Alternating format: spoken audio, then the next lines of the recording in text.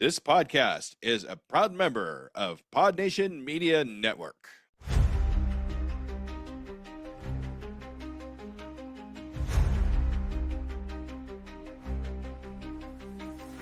Flicker of reels, the shadows crawl. Curtains rise, a ghostly sprawl. The frames are whispers, the stories call.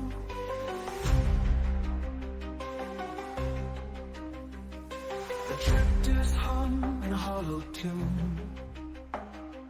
Moonlight cuts through velvet gloom. Is it a dream or a real too soon?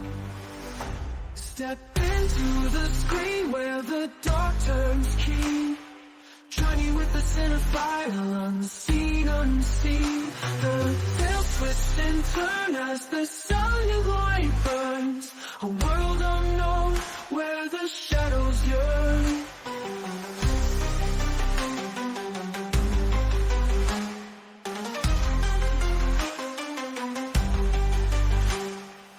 Hello and welcome, listeners, to Journey with a Cinephile, a horror movie podcast, where we take a deep dive into the world of horror cinema, from the eerie classics to the latest spine-chilling releases.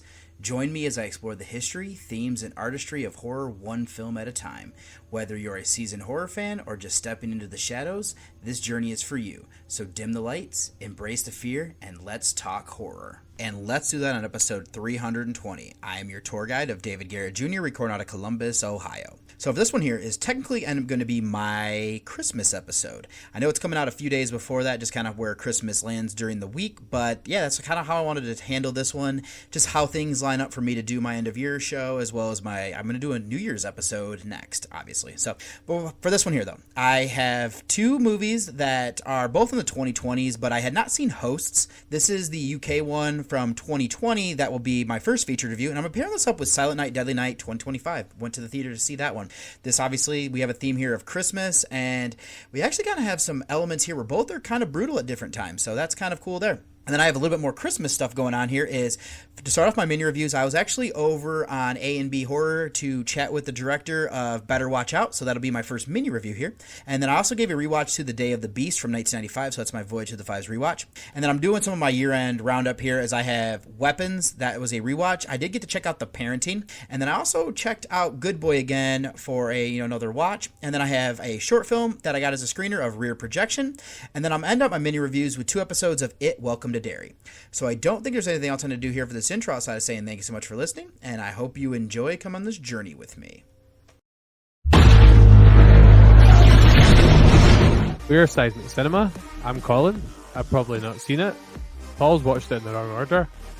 And I'm James, and I've probably written an essay on it. And that's Seismic Cinema. We believe in the power of escapism.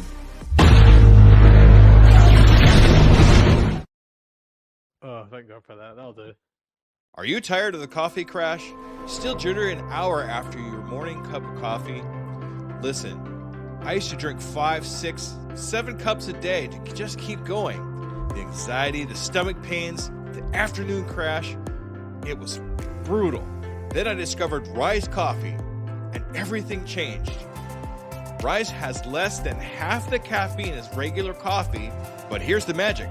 It contains 6 organic mushrooms, including cordyceps, lion's mane, and others that naturally sustain your energy without the jitters or crash. We're talking sharper focus, immune support, better gut health, and calm, sustained energy that lasts all day. Plus, it's organic, vegan, and has 0 added sugars. Unlike other mushroom coffees, Rise is USA grown in California. A full spectrum of mushrooms per serving that actually works. Here at Pod Nation, we only partner with brands we actually believe in. And Rise Coffee is the real deal. Head to risesuperfoods.com and use promo code PODNA15 for 15% off your order. That's PODNA 15 for 15% off. Ditch the crash, fuel your day the right way with Rise Coffee. And for my first mini review here is going to be Better Watch Out from 2016. This is directed by Chris Peckover, who also co-wrote this with Zach Kahn. This stars Olivia DeJonge, Levi Miller, and Ed Oxenbould. This is a dark comedy teen horror thriller film that is a co-production of Australia and the United States. It is currently sitting on a 6.5 on IMDb and a 3.1 on Letterboxd, with our synopsis being: on a quiet suburban street, a babysitter must defend a 12-year-old boy from intruders only to discover it's far from a normal home invasion. So this is one that I heard about like about a year or so before I actually saw it. I wasn't subscribed to Shudder at the time, but since at the time, like my first watch, I was checking out either new or Christmas-themed horror films for December. I still do this now, which is kind of funny that this has been probably about 8 years of doing it. And I was giving this a second watch to prepare for a podcast interview with the co-writer and director here of Peckover over on A&B Horror, which, depending on when you're listening to this, either is already out or will be out soon. So then, where I'm going to kind of delve into is that I'll credit that this is some solid writing. There's a debate early on between the character of Luke, who's portrayed by Miller, and Garrett, portrayed by Oxenbould, that if a paint can trap from Home Alone, what it would do to somebody. There is little things that get introduced like this and explained later on that I truly appreciate. So now that that's set up, there are some things that are a little bit far-fetched, but what I'll say is that it's more that we get to know the characters. It helps to make things work better. I do love playing with the trope where a killer is stalking the house. We're getting that classic, like, the babysitter watching over the kid, and, like, maybe this person's in the house already, stuff like that. And then our babysitter steps up to protect him. There are little things that happen from there that make sense. Seeing the level of depravity for motivation is good. Where I'll go next will be the dynamic between Ashley, portrayed by DeJong, and Luke. Now, what is interesting here is I can remember when I was closer to Luke's age and I'd be hanging out with somebody who was a little bit older than me. His crush causes him to hang on little gestures and things that she says, whether it's calling him funny and then saying it the same way to her boyfriend of Ricky, portrayed by Alexander Mikic. And then, like, Luke is doing everything he can to make Ashley think he's older. Key themes here would include, like, subverting genre tropes.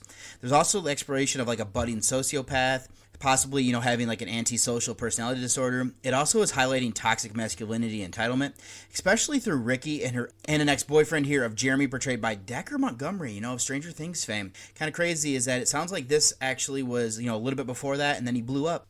It's also incorporating, like, the classic slasher trope here concept of, like, female empowerment or against a threat. Now, the plot is simple and focusing on a plan and avoiding detection, but the film is elevated by the acting. DeJong and Oxenbould, who actually play siblings in The Visit from M. Night Shyamalan, that's kind of interesting that they are, not related in this one, but they are playing across from each other at different times. DeJong excels as the babysitter, showing kindness and realism as Luke deals with their age gap. Miller is a standout, showing excellent character progression. Credit to him for his portrayal despite his age when he was in this. And that was kind of a fun thing talking to the director about, is he gave him so much praise, and that makes a whole lot of sense because it's funny that I had thought this before even talking to him. Oxenbould in the supporting cast, which includes Montgomery. We also have Patrick Warburton and Virginia Madsen. They're also all good there as well for what was needed. Let's then finish out with the filmmaking aspects. I do think that the cinematography is good. It is able to capture the setting. We have this nice house in the suburbs where you wouldn't expect bad things to happen. It does well in capturing that it's cold outside. There are decent things done to contain this house to the house mostly. We get limited effects. I'm guessing that's probably partially budgetary, and actually talking to the director, they didn't have a lot of money at the end for CGI, so I'm kind of glad they went with this approach where it's more minimalist, but very kind of impactful for the after effects. What we do see looks good, though. Other than that, the soundtrack fit for helping to build the atmosphere needed. And also something I noticed, and I saw some trivia about it, this kind of reminded me of Suspiria, where the doorknobs on the doors are higher up than you would normally expect. I guess this is more like an Australian thing, so not necessarily trying to go supernatural or anything like that, or make the characters seem younger, which is what Suspiria was using it. In conclusion, this is a clever and effective holiday horror film that successfully plays with established tropes of the home invasion and babysitter subgenres. Delivering genuine twists and unexpected darkness, Miller's strong performance elevates the sharp script, which balances dark humor and psychological horror. Despite needing some minor suspension of disbelief, this is well-paced, visually competent, and creates a unique, unsettling portrait of budding evil. Highly recommended for genuinely different holiday watch. So my rating here, I did come down from that first time around. My rating scales, everything kind of has altered and kind of evolved, but I still really enjoy this one. It's probably one of my favorite Christmas horror films, and I give it an 8 out of 10. And sticking with the winter theme is going to be my next mini review here is going to be The Day of the Beast, or El Día de la Bestia. This is from 1995. It is directed by Alex de la Iglesia, and then he also wrote this with Jorge Guerrero Chavara, and this stars Alex Angelo, Armando de Raza, and Santiago Segura. Now, this is a Spanish dark comedy, supernatural, action, comedy, crime, horror, thriller film that is a co-production of Spain and Italy, currently sitting on a 7.3 on IMDb and a 3.7 on Letterboxd for a synopsis beam. Bent on committing as many sins as possible to avert the birth of the beast, a Catholic priest teams up with a black metal aficionado and an Italian connoisseur of the occult. So to kind of give you a little bit more of those people here, Kira is the priest portrayed by Angelo. Then we have Professor Cavan, who is the Italian connoisseur, who is Di Raza. And then there's also Jose Maria, portrayed by Segura, who is the black metal aficionado. So this is one that got on my radar due to actually, this was in the Fangoria Top 300 issue. And then one of my favorite podcasters was doing a Christmas episode. That would be Mr. Watson. For his show, defunct now, Horror Corridor. It sounded intriguing, and it was selected as well for the podcast under the Serious Summer Challenge series that was covering the 90s, and I was part of the People's Council there. So I'm now giving this a rewatch as a Voyage to the Five, since I've never actually covered it on the podcast directly. So where I'm going to start is that we have a simple enough story, and it gets some interesting elements here. Our director and co-writer of De La Iglesia makes interesting films. I think the first one of his that I saw was The Last Circus, that when it hit DVD when I was working at Family Video, the title, or the cover looked so interesting, so I finally, took it home. And then I also have watched The Bar. I covered that on the podcast, I think, in the first season. So he's able to blend horror with comedy and make some intriguing stuff, so that's something I wanted to start with here. So again, I love the premise. We have Kira, who is a professor of theology who works for the Catholic Church. He's pious. I love the fact that he believes he's cracked the code. It becomes a race against time to commit enough sin so that way he can stop the Antichrist. The idea is an interesting one to explore. Would committing sins for the greater good truly be a sin? Would the nature of why factor in? Now, this does well to make dark comedy elements, so, credit for that. Then, for the first half of the film, you wonder if he's actually right. He's doing bad things, but nothing's really truly happening. None are truly cardinal sins, though, either. He does shock one man as he was, brought over to do the last rites. There's a possibility he's forcing this guy's soul to go to hell. This all could fail, which does build tension. Then with him, Jose had Professor Cavan, they have him held hostage. The stake there are almost to the breaking point. Now, their victim is humoring them to stay alive. I love that point. The truth is being revealed as we move to the climax from there. So before moving from the story, there's some elements here I want to bring up again. I do love that we're doing like a parody of apocalypse and biblical prophecy films. I'm a fan of the subgenre, so having somebody brought up in a country steeped in Catholicism is a good way to approach it. Italy and Spain being very two major spots there. Kira is looking at blasphemy and sacrilege for comedy, while Professor Cavan is exploiting occultism for money and fame. There's also a commentary here on modern society. It questions if the Antichrist being the true villain or the rise of human evil that is leading to its birth. There is fascist group targeting the homeless. They are filled with hatred and lack empathy.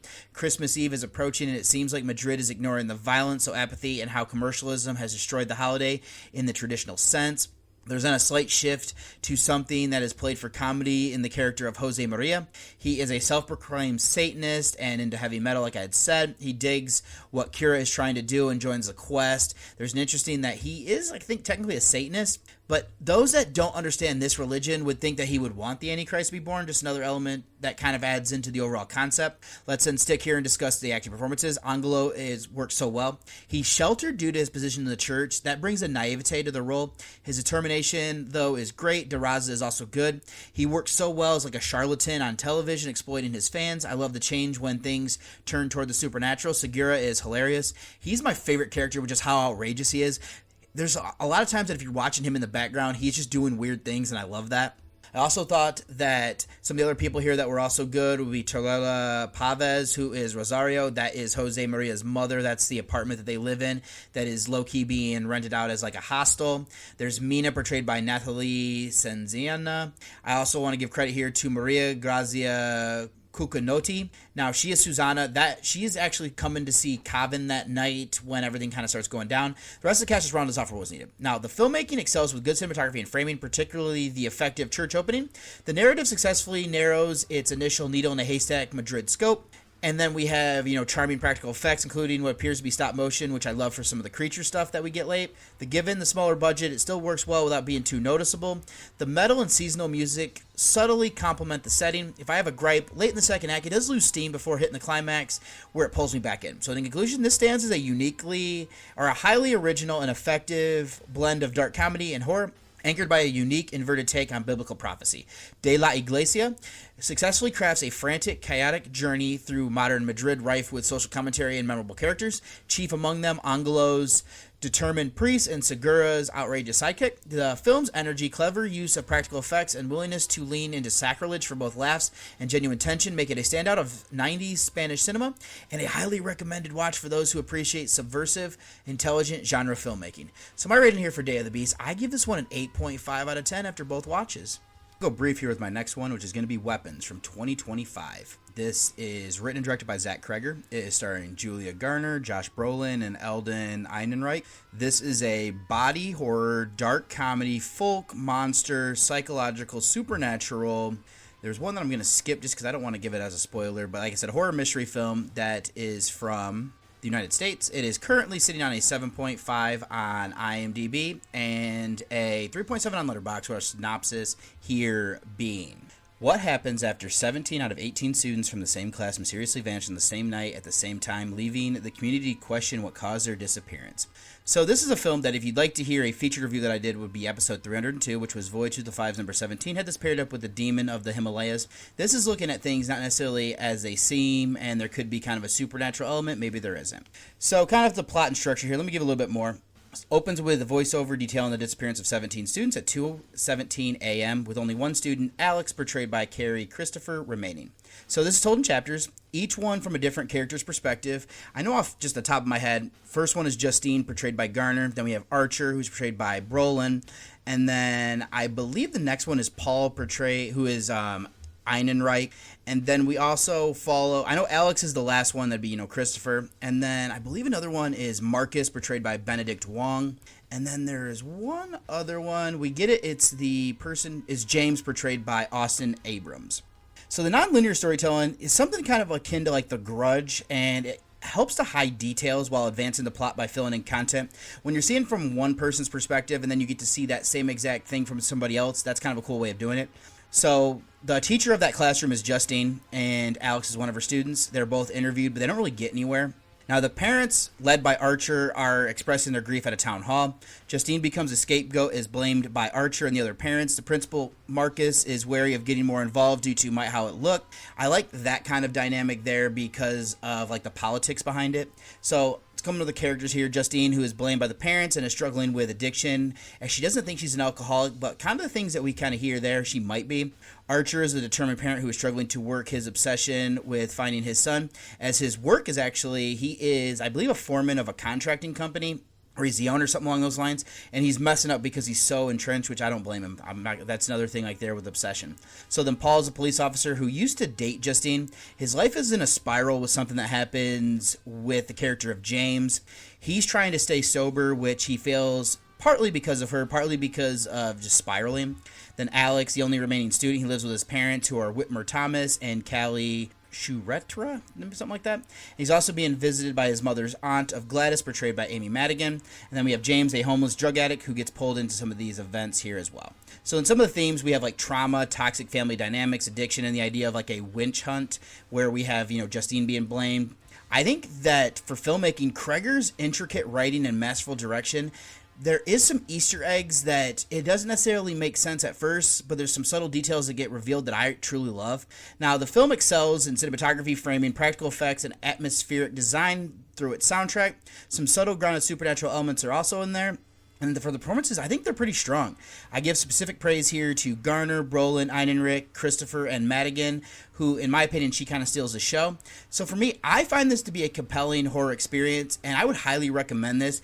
Ideally experience it with minimal prior knowledge. So I did kind of see some of the plot holes. I can understand where a lot of them just aren't that big of a deal to me. I can understand how it would be for other people, but I did slightly come down on my rating. I think for me, this is an 8.5 out of 10. Then up next, I got to watch The Parenting from 2025. This is directed by Craig Johnson, who wrote this this was actually written by Kent Sublette. Now, this is starring Brandon Flynn, Nick Dodani, and Brian Cox, but I'm also going to include here that we have Edie Falco, Lisa Kudrow, and Dean Norris, and Parker Posey. But this is a supernatural comedy horror film that is from the United States. It is currently sitting on a 5.7 on IMDb and a 2.8 on Letterboxd, or a synopsis being: a couple rents a countryside house for a weekend with their parents and then discovers it is inhabited by a 400-year-old poltergeist. So this is one that's been on my list for some time to check out for this year. So because it was actually one of the most popular ones. I just kept putting it on the back burner for whatever reason. But then hearing my buddy Mr. Parka talking about this on his channel made me move it back up. I watched this as part of my end of year roundup for 2025. And what I knew coming in was that there was going to be comedy horror as well. Not usually a combination that I loved, but I was still, curious to see what we'd get. So I thoroughly enjoyed this movie, actually. I found it hilarious. It effectively sets a tone with a past set cold open back in 1983. It then follows a gay couple's comedic attempt to meet each other's parents while simultaneously getting to know each other.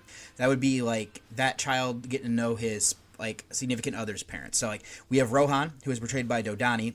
His parents are Frank and Sharon, portrayed by Cox and Falco. Now, they don't necessarily, Frank doesn't really care. Sharon and Josh kind of have some issues, and Josh is Brandon Flynn. And his parents are Liddy and Cliff, portrayed by Kudrow and Norris.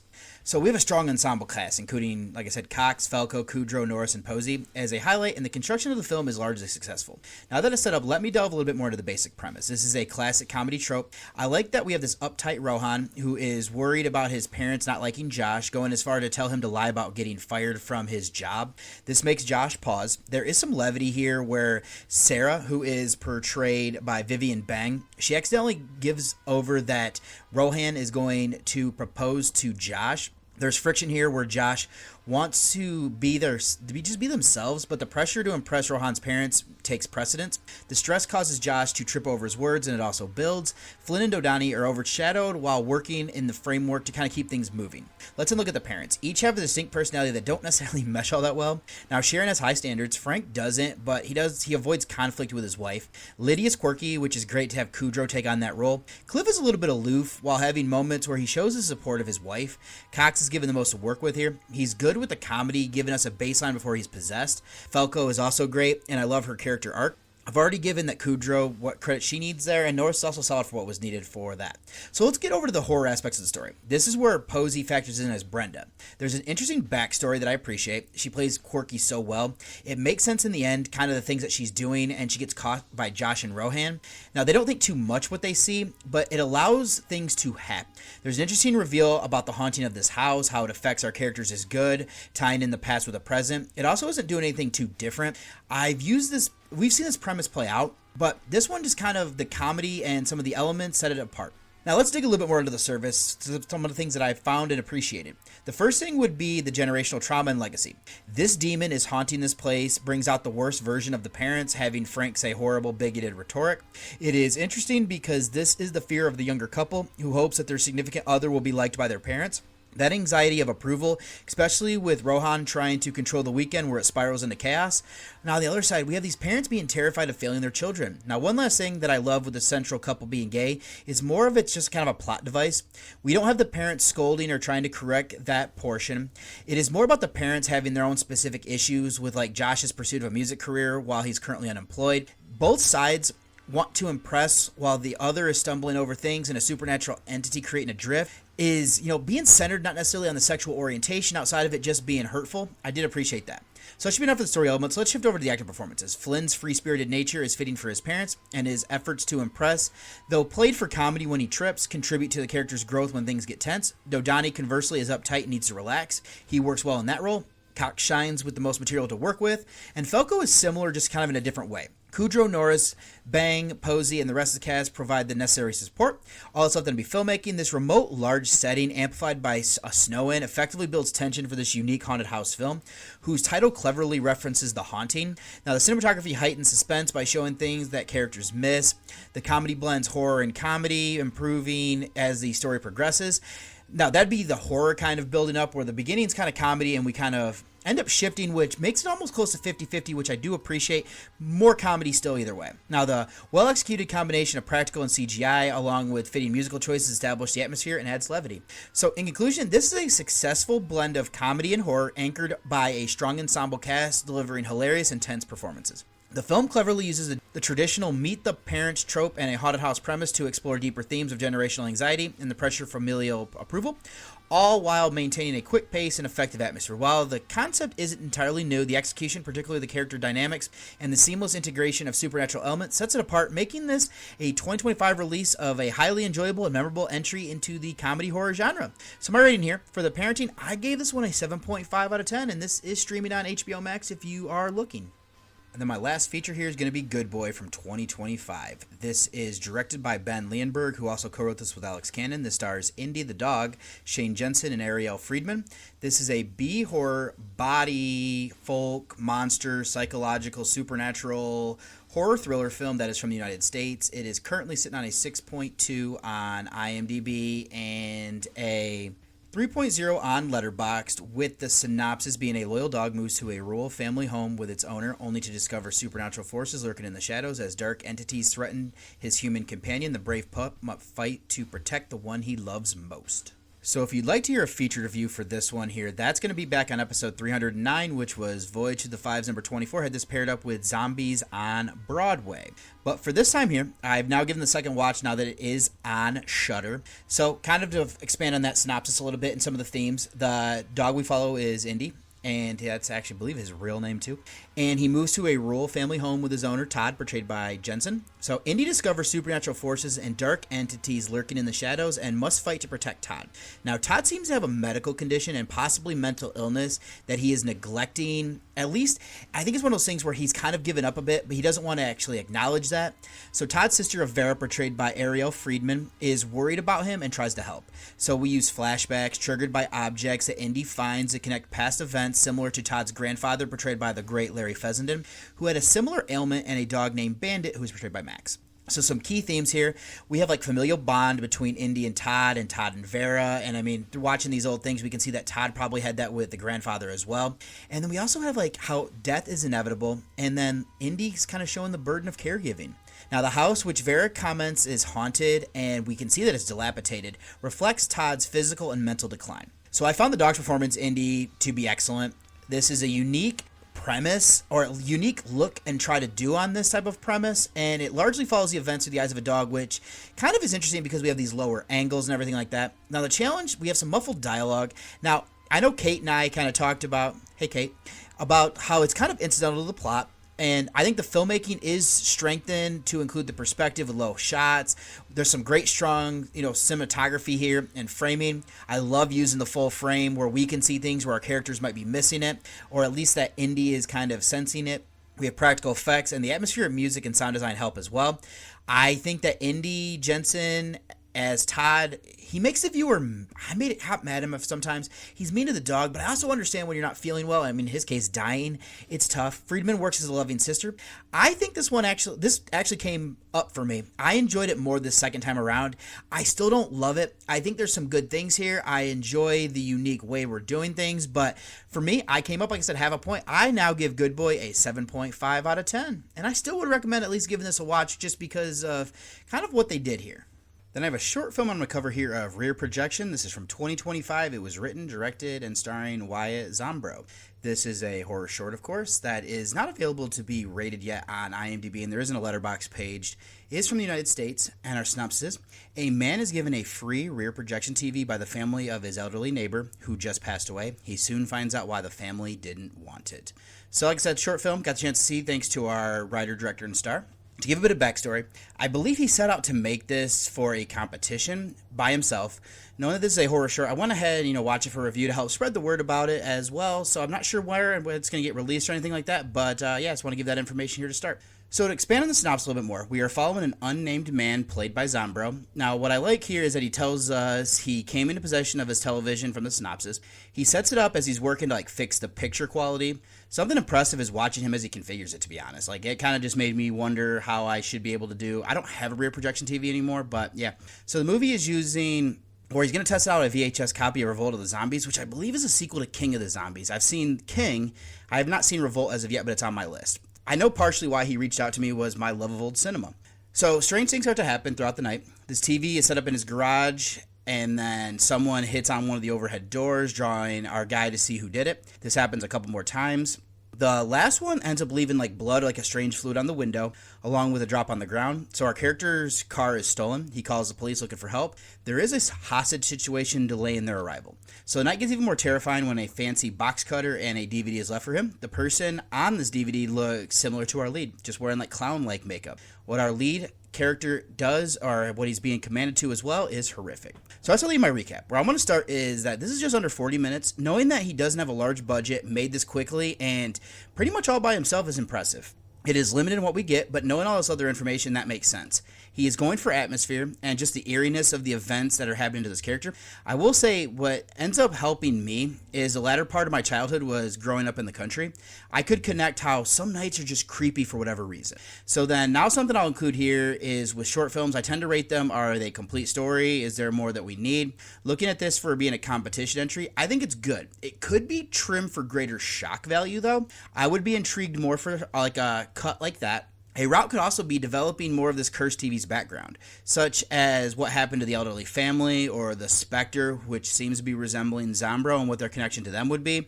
That would strengthen the narrative by reducing filler and clarifying the direction. Now, what I will say, though, the cinematography, this is pretty well made. It is found footage, so it's taking advantage of having that low budget there. This is one of the perks that this filming style allows. Seeing a bit more would help, though. The limited effects that we get are good, whether it's finding out what is on the window of the garage or the look of the Spectre on the TV. I do think the sound design going with a diegetic works. Since we're like in the world of everything that's going on, the loud bangs in the door, the car returning, and like you can hear it and see like its lights and everything through the window, that was kind of a cool touch. Or just the sound from the movie that we're watching is these all help in its favor. So in conclusion, this is an impressive solo effort from Zombro, showcasing his ability to establish a chilling atmosphere with minimal resources. While the runtime is slightly generous for a competition entry leading to moments that could be tightened, this succeeds in a primary goal of creating an unnerving horror experience. The solid filmmaking, effective use of found footage, and the excellent diegetic sound design elevate the story, leaving the viewer with a sense of dread and compelling desire to see the Cursed TV's full story explored further. It's a short that demonstrates Zombro has potential within the horror genre. So my rating here, because of everything that I've kind of said here, I enjoyed this, so it is going to be over, my middle threshold, but I gave this a 5.5 out of 10 for what it is. And then to end out these mini reviews here, I do have 2 episodes of It, Welcome to Derry. So the first one's going to be episode 4, The Great Swirling Apparatus of Our Planet's Functions. So this one is directed by Andrew Bernstein, and the synopsis: as the kids face increasingly terrifying experiences, Charlotte attempts to advocate for Hank, and General Shaw escalates his efforts.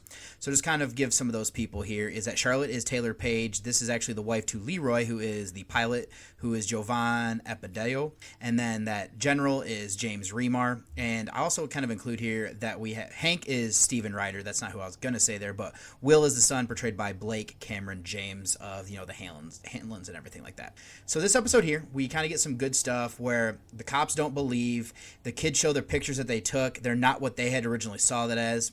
Leroy takes Hank out fishing, he gets attacked there, and then we see that the guys at the military base, all of the black guys who include like Dick Halloran, they all have their own spot now, which I'm wondering if they're going to do something that is actually from the book there or not, but we shall see how that kind of plays out. Oh, Dick Halloran is portrayed by Chris Chalk. I want to include that. We also get to see that the mother here of Charlotte actually befriends the American Indian woman of, what is her name? I believe it's Rose, portrayed by Kimberly Guerrero. So we actually kind of see here that Dick actually, when they're actually at Leroy shows up and tells Dick kind of what happened. So they're trying to figure out that there's things going on here. We see that Lily, who is portrayed by Clara Stack, she steals some pills from her mother. They're anti-anxiety type stuff. Charlotte is threatening to bring activists here if things don't go her way when it comes to helping out Hank. And then we see that Marge actually gets attacked here. She sucks a little bit, but she also, I think, she comes to realize that she might have a little bit more kind of stuff going on here. Is that Marge Truman, portrayed by Matilda Lawler. Now she gets attacked, and I kind of like what they did there. They see these things about slugs in their classroom, and then that kind of plays in thing. Lily looks like she might be considered to be attacking her, everything like that. We see that the dad is blaming Charlotte for some things, not realizing that there's things running concurrently that people don't necessarily realize yet. They actually use Dick to look into the mind of Taniel, portrayed by Joshua Ojic.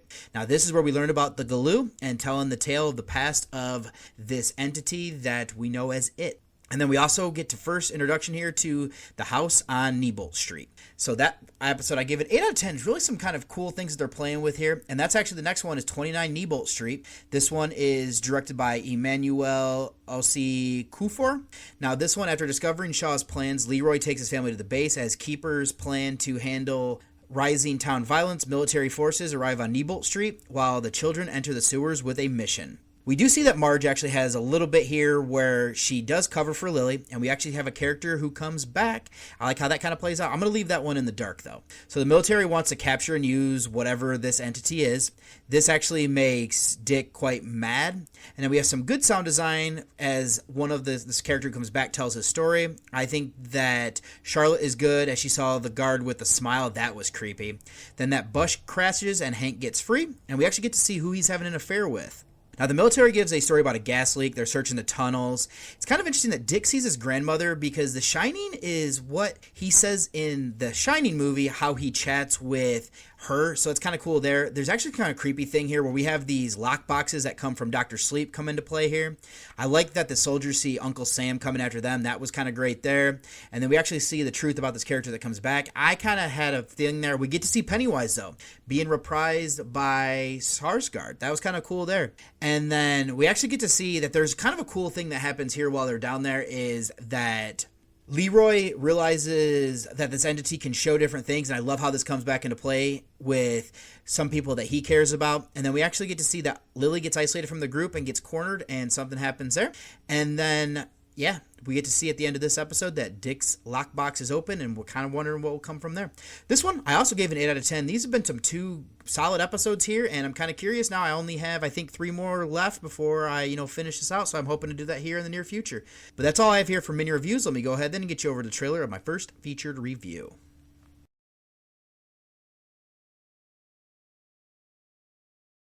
Years ago, a father and his family lived in a big, bright house. How'd you feel, Cass? Yeah, fine. When's dinner out? Bed start. Oh, put him down, Lord. Blame Dad. He did that to me all the time. I just like things the way they are. Don't you? And one day, the father decided to invite some guests inside. Right on time. Come in.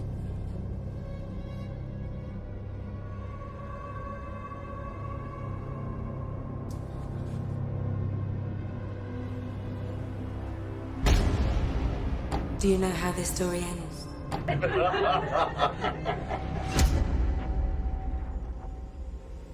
They destroy everything he loves. Slow down! Dad!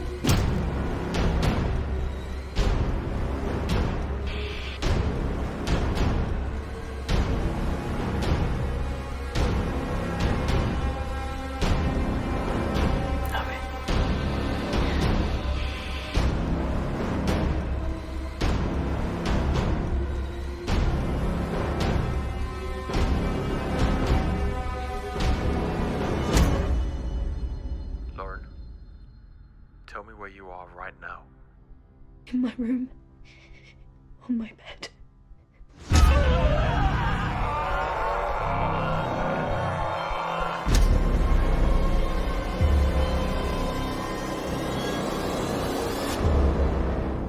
Don't you want to be set free?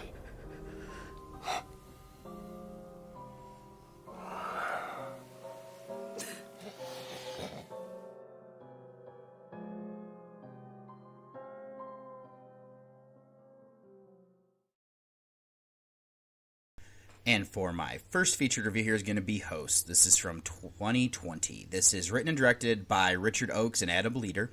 This stars Neil Ward, Samantha Loxley, and Freek Jakeman, while also featuring here Jennifer K. Preston, Lee Hunter, Nadia Laman, Buddy Skelton. Leader actually is in this as well. Sandra Howard Williams, Sean Hodson, Benjamin Simmons, Andrew Gogue, Sarah Neighbor, and John Neighbor. This is a horror film that is from the United Kingdom. It is currently sitting on a 4.4 on IMDb and a 2.4 on Letterboxd for our synopsis. On Christmas Eve, an innocent couple become hosts to a malicious entity. They go to their neighbors for dinner, which turns into a night of terror of unimaginable, violent, and disturbing ways. So this is one that I found when I was searching for horror films that were set around Christmas. I feel like I heard about this one. I'm not entirely sure. Now, the problem is that there's another one that was out around the same exact time called The Host. And so I'm pretty sure that this one did go on my list of ones to check out. I had kind of gotten it muddled and mixed up because of, similar titles and everything.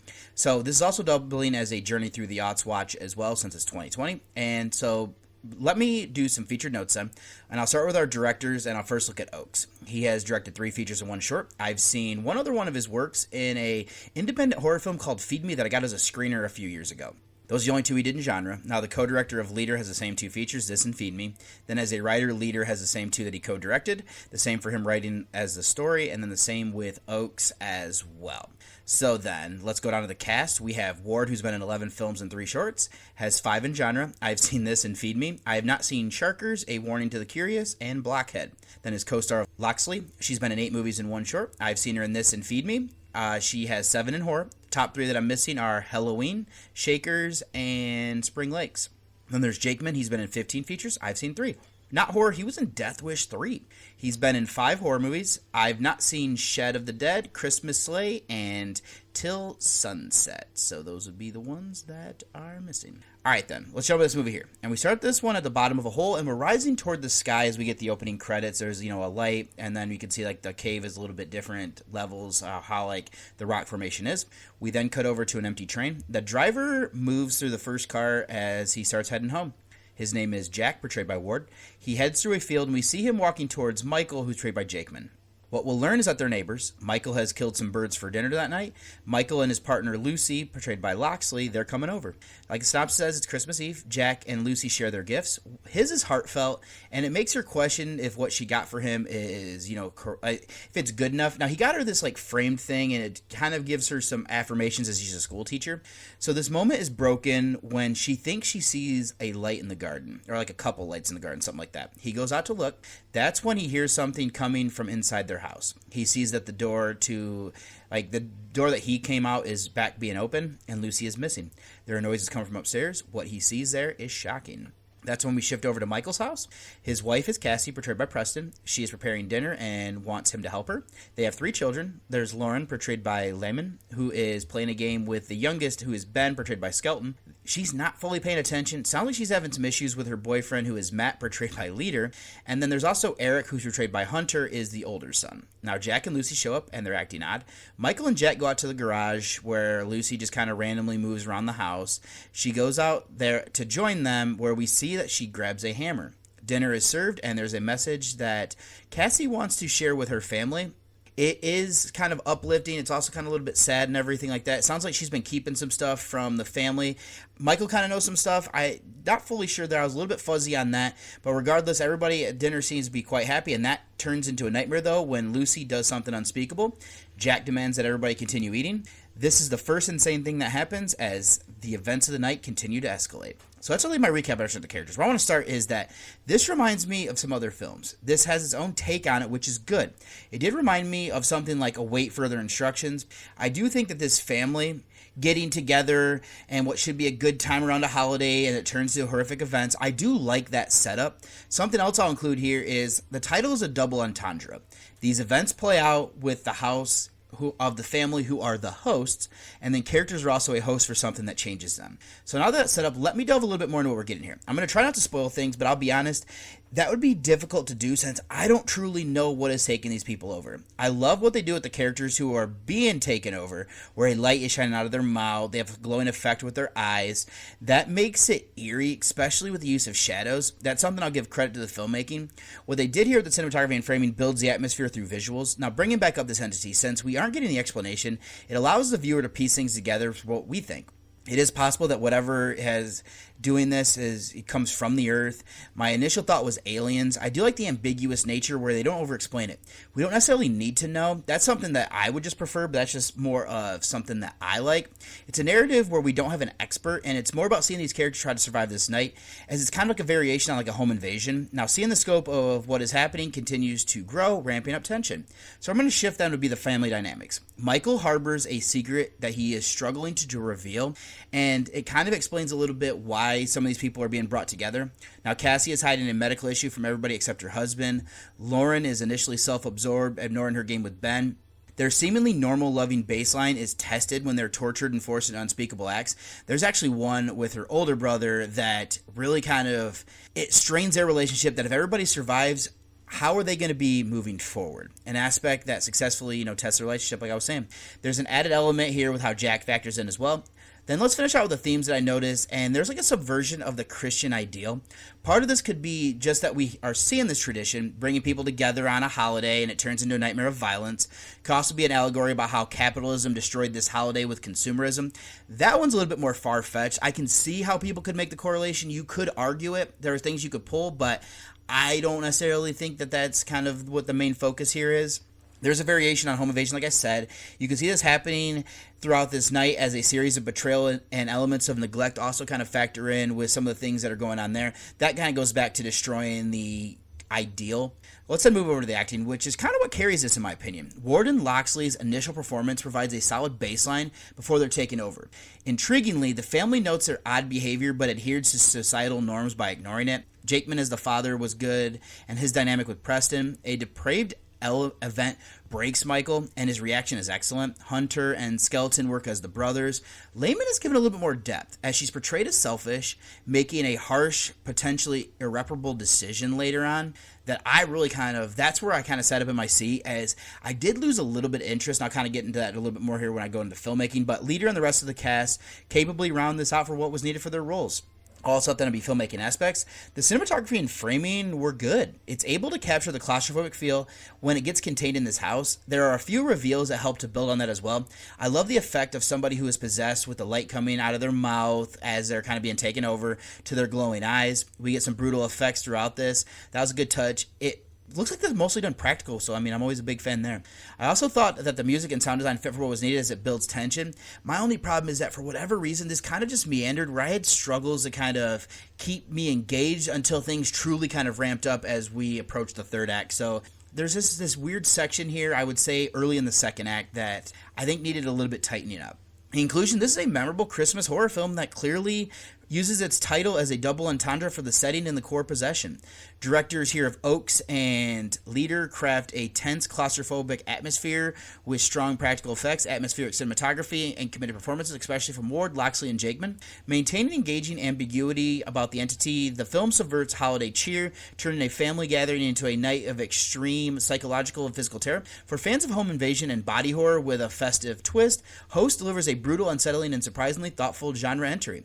So my rating here for Host, I actually, like I said, I rather enjoyed this despite some of my minor issues that I had here and there. I gave this one a 7 out of 10. Now, I'm not going to do a spoiler section. I don't necessarily think there's anything I need to delve deeper into here, so let me go ahead and get you over to the trailer, then of my second featured review.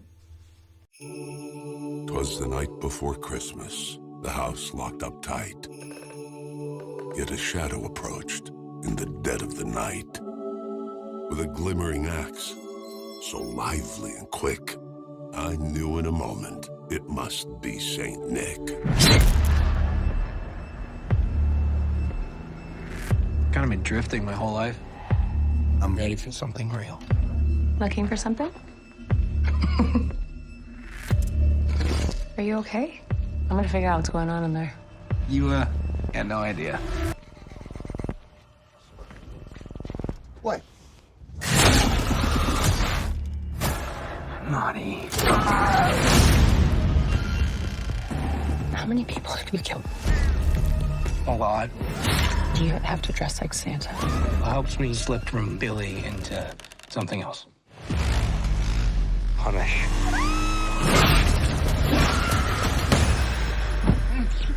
Wait. Keep it on. Are you ready for this?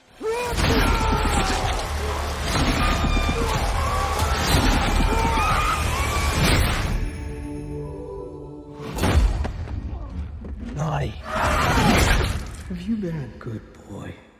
And for my second featured review here is going to be Silent Night, Deadly Night. This is the remake here from 2025. This is directed by Mike P. Nelson, who came up with this screenplay, but there's also credit here to Michael Hickey and Paul Kaimi, who did the original screenplay. And then this is starring Rohan Campbell, Ruby Modine, and Mark Atkinson.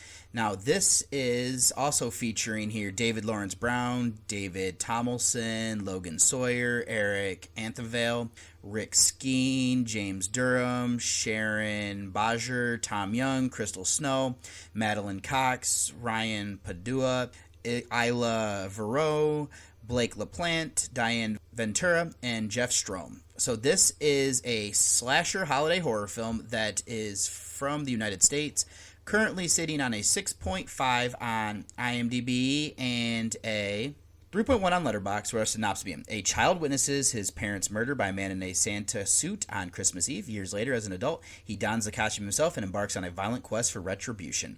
So this is the film that I didn't know about until it was pretty much close to coming out. I know that I had a few people that had checked it out ahead of I did, and it was recommended. I'm a fan of the original. The sequels are hit or miss with varying levels of what I enjoyed. Seeing that this was a remake of the original did make me curious as to see what we'd get. Other than that, I did come into this one blind. So let's start off with some featured notes here and start with our director here of Nelson. He's been brought up previously with his remake of Wrong Turn from 2021. Has 6 features and 3 shorts. I've seen 3 of his stuff for 50%. Everything in Genre. I've also seen VHS 85. He did a short in that one. I have not seen The Domestics and Summer School from 2006, and it looks like he has an unreleased work upcoming called Titan. Then as a writer, he didn't write the Wrong Turn remake. Everything else, though, that he directed, he did write. So I'm at 2 out of 5 for 40%. Also has 3 shorts. Now, given credit here to the original writers, Paul Kaimi wrote 3 films, the original, and getting credit for part 2. So for this one as well, so I've seen all 3. There's also Hickey, who has been credited with part 2 in this, so I've seen his only 2 works. Then moving over to our cast, first is going to be Campbell. He's been in 21 films and 2 shorts. I've seen 3. He's been in 4 in Genre. Everything that I've seen are in this. There would be like The Monkey, Halloween Ends in this. I have not seen Dark Hearts from 2014. Then to his co-star of Modine. She's been in 13 movies and 2 shorts. I originally know her from Shameless, but I've seen her in 5 things that are films. Everything that I've seen she's done has been in horror. I've seen Happy Death Day, its sequel, Satanic Panic, this, and Fear. I have not seen Central Park from 2017. Now last is going to be Atkinson. He's been in 51 features and 2 shorts. Not horror, I've seen him in Elf, Watchmen, and Hot Rod. Has done 8 in horror. I've seen 4. This would include 1922, Alone in the Dark, this, and Jennifer. I have not seen Brand New Cherry Flavor, The Cleanse, Into the Grizzly Maze, or something called Strange Frequency. So those are the ones that I am missing at this time. But let's jump into this movie here. And we start this in the past with Billy Chapman, portrayed as a boy by Sawyer. He's with his family as they're going to visit his grandfather. His grandfather is Jeffrey, portrayed by Anthonvale, and then his mother is Tara, portrayed by Snow. The grandfather is portrayed by Darren Felbel. Now, this turns out to be a traumatizing experience as his grandpa passes away. Billy was in the room when it started to happen. Their drive home is even worse when Charlie, portrayed by Atkinson, who is the janitor at the retirement home, kills his parents. It then shifts to the present. Billy is now Campbell. He wakes up from a nightmare of what happened to his family, and he's in a motel room. There's a voice that talks to him belonging to Atkinson. Now, what we'll learn is that this isn't his room. There's a dead body in the bathtub. Billy is a serial killer who has a ritual of, I think he eliminates 25 people in the accordance with the Advent calendar. He has an old one with an interesting cover on it. Like, it almost seems like it's wooden and everything, and it looks like there's people being hung from a tree, almost like they are Christmas ornaments. So he leaves the complex, sees a police officer looking at a truck, and we kind of get the idea that from the outfit the person in his bathtub was wearing, that was his. So he has to flee in a different direction. So Billy gets on a bus and wakes up in a small town. He goes into the diner. He tries to keep a low profile. A woman catches his eye. We learn that her name is Pamela Sims, portrayed by Modine. He follows her to where she works, where this kind of makes for an awkward conversation. When he goes to leave, he sees that they need a stock boy. He applies for the position, meeting Pam's father. His name is Dean, portrayed by Brown. He likes him well enough, so he's hired. This causes Billy and Pam to kind of have another go at meeting, and that's from where they hit it off. What I'll then include here is that Pam is a hothead. Her nephew and father point out that it's almost like she has another person inside her who is angry. Kind of a little interesting little thing there. This intrigues Billy, as he also has a similar position with this voice talking to him, directing him to his next victim. It does more than that, as Billy's spree continues in the small town. There are secrets involving a child snatcher. Also, the townspeople have their own skeletons in the closet that will come to light during this rampage. So that's where I'll leave my recap of the characters. First, I want to give credit here to our writer-director of Nelson. This is the third of his 6 features that I've seen, like I said, in the featured notes. And interestingly, this is the second remake where he successfully honors the original while making its own. I always advocate for personalizing existing properties, and I commend this effort. While imperfect, I still enjoyed it overall. So this starts well, establishing the traumatic past of Billy and the death of his grandfather and the murder of his family. Now the adult Billy, a serial killer, is introduced as he arrives in a small town. It's clear that he's already, from the start, that he's an established killer, which requires suspending disbelief about him not being caught, depending on how long he's been kind of doing this. I do know his drifter lifestyle and potentially changing his MO would go only so far. A reveal about his targets might explain this. Overall, the plot hole is minor enough that I can overlook it and not let it destroy everything that I saw. So Billy's arguments with his voice that he, is being commanded or kind of guided by. So he's heard it for a long time. Highlight their built-up trust as he hasn't truly misled him. It also adds dark comedy, which oddly worked well. This is an interesting supernatural element revealed later, partially explains his evasion and target choices. It almost positions him as like an anti-hero, and I found myself at different times rooting for him. Campbell is commendable as delivering a solid portrayal of this broken psyche, aided by his look. And I mean, he does well where you don't necessarily hate him, at least I didn't. Another element is a different direction than most of the Silent Night, Deadly Night films in the series, so I mean, there's also that. So where I'm going to go then would be our other lead of Pam. She is interesting as Modine is attractive. That's the first thing that draws Billy to her. Now, there's more to it. She has an anger issue, which comes out when she sees her nephew being bullied. Now, there's another aspect as she resists the urge of an ex-boyfriend who is Max Benedict, portrayed by Tomlinson. There is also this slight reveal there as to why she's ignoring him. He also has an anger issue of his own where he struck her in the face or just hit her somewhere. It makes sense that Billy finds kinship with her, and she also is a true crime aficionado, so there's that as well. So I need to do a shift here to a negative. The supernatural element that is included for Billy to find his targets isn't one of them. The fact that the people that he chooses all being in the same small town, being as bad as they are, that's a little bit unbelievable. So I'm going to tread lightly here. I'm going to avoid spoilers since at the time of originally, writing and recording this, it's only been out for a weekend. Having this many bad people in one town is a bit far-fetched. It would be considered like a commentary on small towns, I guess, how easy it is to get away with things. To an extent, I agree. I mean, I know that I went to school with some people that might have, treaded the line of doing things that are illegal. I don't necessarily know if there's that many people that were doing things as bad as this, but I mean, I don't know what people do behind closed doors, so there's that as well. So the last thing for the story is something else that I brought up from the original. I love that Billy dresses as Santa for his rampage. It has a couple of lines that made me smile, including like Billy needing to punish. And then another would be when a manager tells him that it's garbage day. That one definitely, I mean, there's a few people in the theater that laughed about that one as well. It's things like this, as well as story elements to pay homage while doing its own thing. So that should be enough for the story. Let's go over the acting performances. Campbell is excellent as the lead with a broken psyche. Modine is effective, bringing like a necessary trashiness to the role like this. And I mean, she's been able to do that so well since her days on Shameless. Atkinson is good as the haunting and helping voice for Billy. I'd also give credit here to Brown, Anthelvale, Snow, Felbo, and Sawyer. They all perform well on top of that. Tomlinson, Rick Skeen, James Durham, Sharon Bajer, and the rest of the remaining cast round out the ensemble, playing it straight with just enough dark comedy to maintain engagement, in my opinion. All that's left then to be filmmaking aspects for just a little bit of trivia. The film is shot well, with excellent cinematography capturing the cold, small, Midwestern atmosphere, and I actually think there's some trivia about something there, and I'll get back to that here in just a second, but despite the lack of snow, the framing is effective. The main issue would be the kill scenes, which leaves just a little bit too much to the imagination, although the practical effects used were commendable. The music and sound design fit the tone. A consistently used, albeit odd feature is like a video game-like effect where the target's name will pop up as Billy singles them out, almost like a mission objective. I don't hate it. It just kind of got to a point where I'm like, okay, let's kind of move on. So for the trivia, this is the second remake of the original 1984 film, with the first one being Silent Night from 2012, also shot in the same city of Winnipeg, Canada.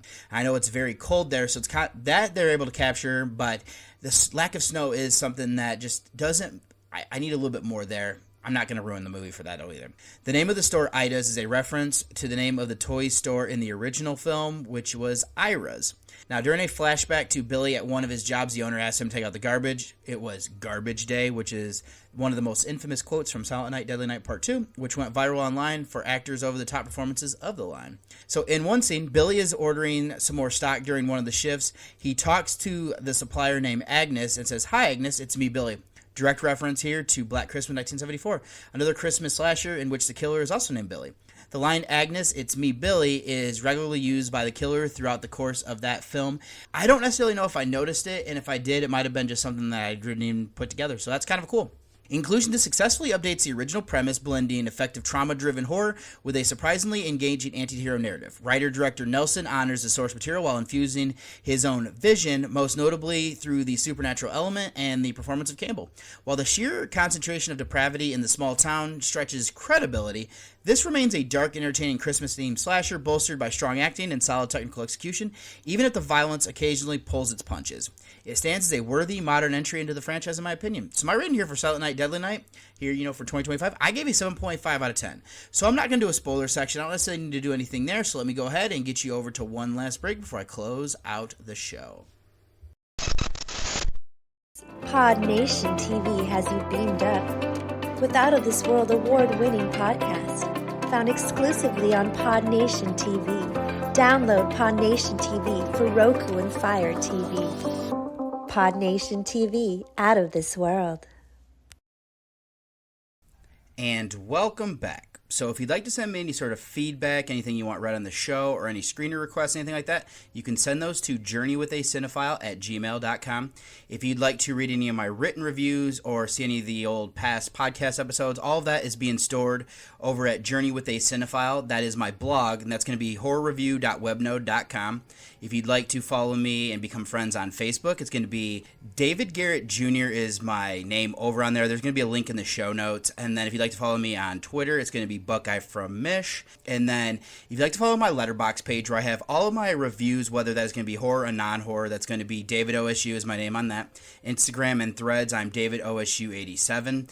Over on my personal Instagram page, you might see some of my family stuff every now and then whenever I remember to post something. My wife is much better at it than I am. But then if you'd like to follow the Journey with a Cinephile Instagram, that's going to be Journey with a Cinephile, all one word. And then also direct you, if you'd like, to the Discord channel. That's going to be the Nightclub Discord, but I have a page over there. And there's also some other great pages of other shows and them kind of messing around and everything like that. Do highly recommend if you want to go ahead and check that out. And then the last thing I'll actually say here, if you would like to listen to the show a day early, this is always going to be streaming over there on the Pod Nation TV app. So I will have, once again, a link in the show notes for that if that is something that you're interested in. So yeah, there's some great stuff here. There's some great shows on some of these other networks and stuff. I highly recommend checking them out. And then for my next episode, like I was saying in the intro, this is going to be what I'm going to try to do here is like a New Year's episode, since this one's going to be coming out on 12/29, at least as long as everything kind of works out how I want it to.